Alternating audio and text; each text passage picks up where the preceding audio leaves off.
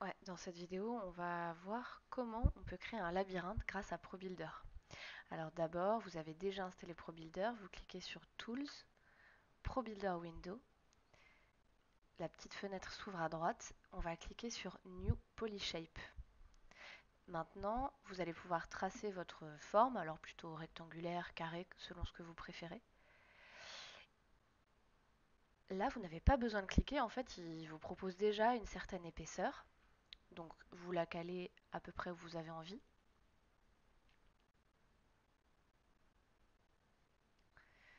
Maintenant, on va avoir besoin du coup d'extrude une forme à l'intérieur pour tout simplement définir les murs extérieurs de notre labyrinthe. On va cliquer sur Face Sélection. Yes. J'appuie en même temps sur Scale Tool et la touche Maj de mon clavier. Je réduis et je cale pour que cette petite forme du coup à l'intérieur jaune soit celle qui sera vide à l'intérieur.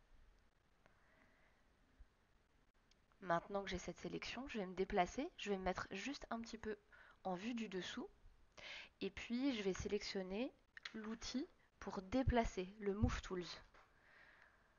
Et là, je vais descendre cette sélection.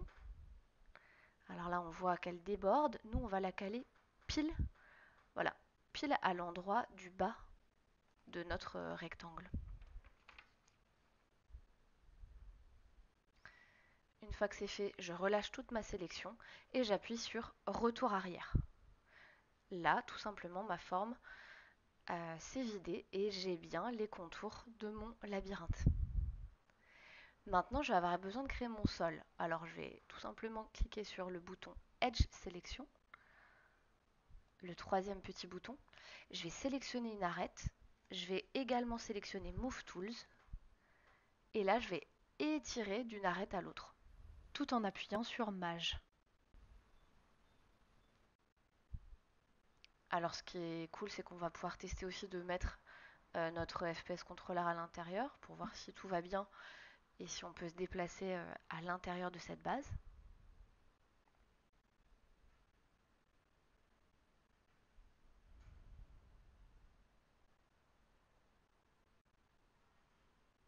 Nickel.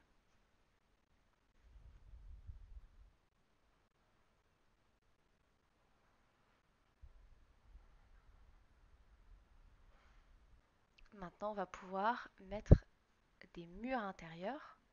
Donc vous pouvez utiliser tout simplement l'outil cube que vous allez redimensionner un peu à votre goût.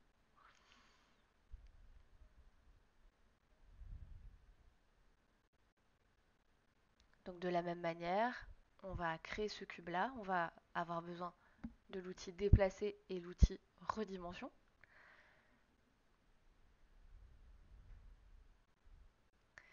On peut le dupliquer, on peut utiliser la rotation. Après ça, ce sera vraiment à chacun de voir ce qu'il veut faire comme petit parcours intérieur de ce labyrinthe. Une fois que votre parcours est fait, vous allez pouvoir rajouter des textures que vous pouvez trouver dans le package Thin C Sharp par exemple.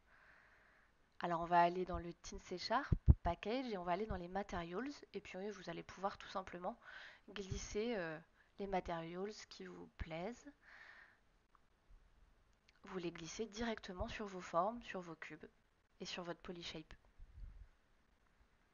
Autre point important, on va avoir besoin de mettre des points de lumière, des point light que vous trouvez dans Light, Point Light.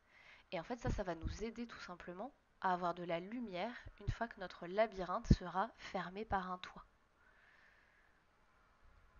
Vous les glissez tout simplement dans votre décor. Alors là, on voit assez facilement où est-ce qu'on peut les placer avec les ombres.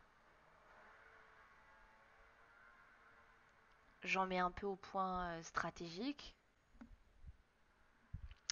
Et puis, quelque chose d'assez important, une fois que vous cliquez sur votre point light, dans les paramètres à droite, dans l'inspecteur, vous avez le range qui correspond du coup à la taille, ou on va dire à la dimension de la lumière.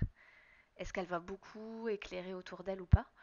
Donc là, je vous laisse aussi tester De votre côté, moi j'ai mis plutôt du 50-45 pour avoir pas mal de lumière, mais ça permet aussi de jouer avec des contrastes et de faire des coins avec moins de lumière par exemple.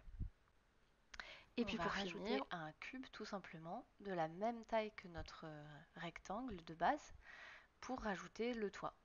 Donc après, à vous de voir effectivement l'épaisseur, la texture. Je le place bien au-dessus et on va pouvoir tester.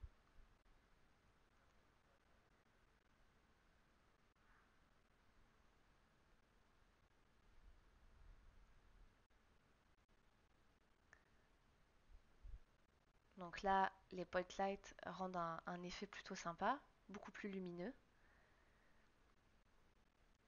Maintenant, vous avez la base pour créer votre décor.